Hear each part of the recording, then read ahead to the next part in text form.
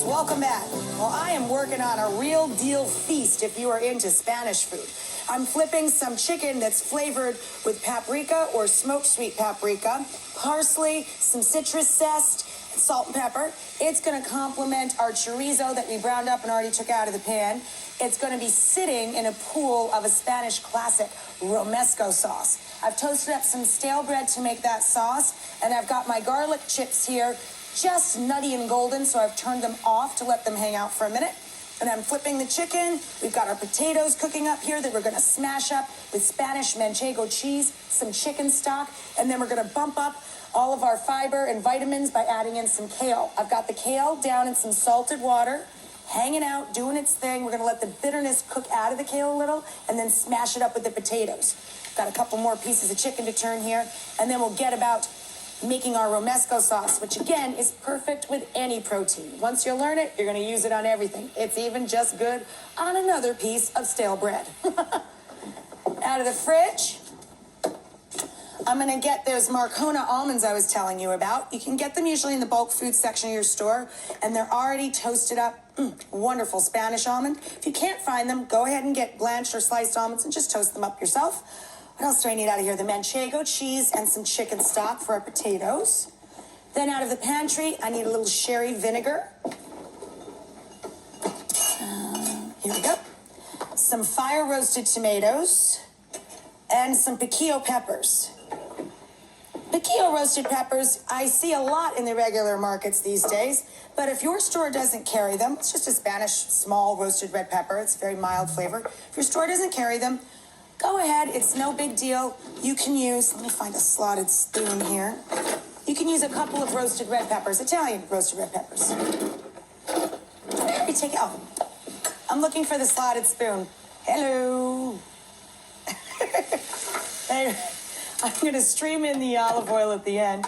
We used about 1/4 to 1/3 of a cup of EVOO. So I'm gonna scoop out my beautiful nutty garlic chips. Pop these down into the food processor. There we go. Now, you never really know when you make romesco sauce how much bread you're going to need. So I'm going to start with 1.5 pieces. No big deal. The leftover toasty bread I can turn into breadcrumbs. And see how we do. I figure I'll need up to 3, somewhere in there. I'm going to drain off my piquillos and add a whole jar of those. Boop. Or you could use a couple of roasted red peppers right off the salad bar section of your market.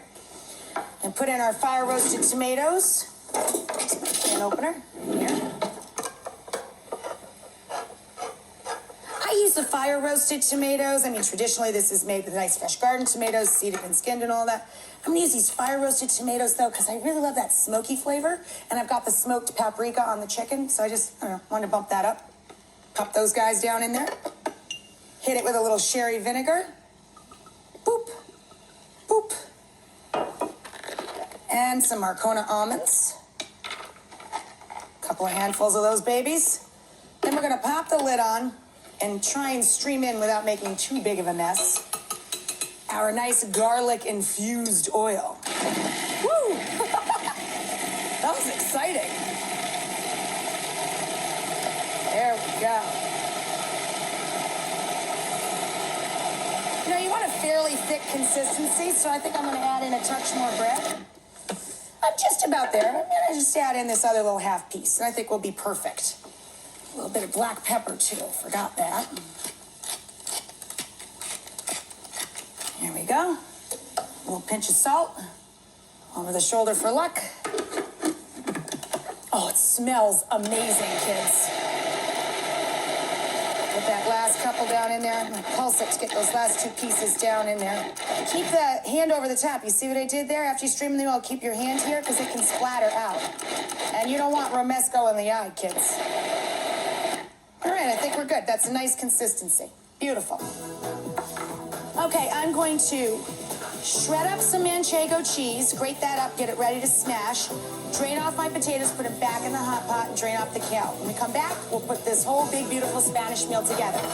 Ooh, chicken's looking perfect. Turn it on.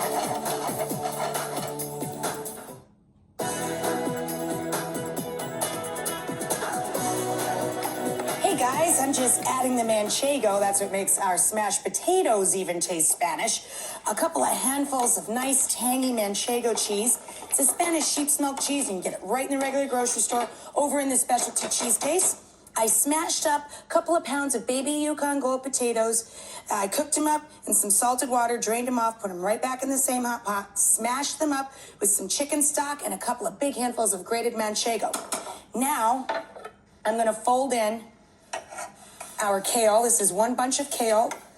Kale's a little bit bitter. You know what? This is smart. Let's do it in the big pan, huh? That we did the kale in. Fold all these guys together. Boom. Anyway, kale's a little bit bitter, so I cooked it up. Just gave it a head start, a place for that bitterness to go in some salted water. Then I drained it off, and then I folded it into the cheesy potatoes all together. Gorgeous. Done. Down here, I have our chicken that we seasoned up with paprika, or you can use smoked sweet paprika. Citrus zest, and you can choose your favorite citrus there. I use a little orange zest today, a couple teaspoons on each side. Lots of flat leaf parsley, salt and pepper. We cooked it in the renderings from some Spanish-style chorizo, and we made this gorgeous, thick romesco sauce, a classic in Spanish cuisine. This was a combination of tomatoes. I chose to use a fire-roasted tomato, Marcona almonds, the toasty almonds, garlic chips that I started in a cold pan so that the oil that we used in our sauce would have that wonderful infusion of garlicky flavor. And it makes the garlic a little nutty too. Put that all together with some sherry vinegar in the food processor. And now we have one chicken breast that we cut into 3 pieces per portion. A couple pieces of chorizo alongside. And then spin your plate around. Also sitting down in the sauce, you can put a big helping of our kale and cheesy Spanish mashed potatoes. Gorgeous. So there is some classic Spanish cuisine. We're all out of time for today, guys. I'm Rachel Ray. Thanks for spending 30 minutes with me. And remember, guys, you've always got time for a great meal. Enjoy.